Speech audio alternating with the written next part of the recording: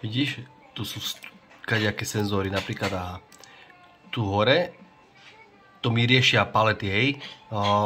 Keď tento snímač zasníma, dajme tomu modrú paletu, robí svoj úkon. Tento zasníma zelenú paletu, robí svoj úkon. Tento snímač zasvietí sivú paletu, tak robí svoj úkon. Ako celá táto linka. Vidíš, tu sú senzory, tu je jeden senzor. Tu je jeden senzor, tu je druhý senzor, ktorý ti sníma, ktorý ti potom reaguje, ako to naprogramuješ, aby pracovala tá linka.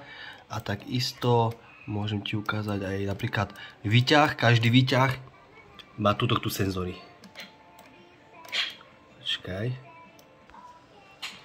No a tu sú ďalšie senzory. Tieto senzory, tieto snímače snímajú zasa výťah, poloha dole, hej. Potom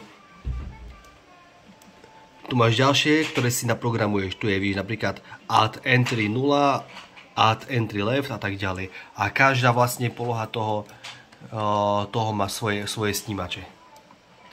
Takisto aj táto strana. A každý jeden ten snímač potrebuješ naprogramovať tak, aby ti to išlo. A už ako to ty naprogramuješ, tak to už je na tebe. Len potrebuješ ich všetky vlastne mať naprogramované.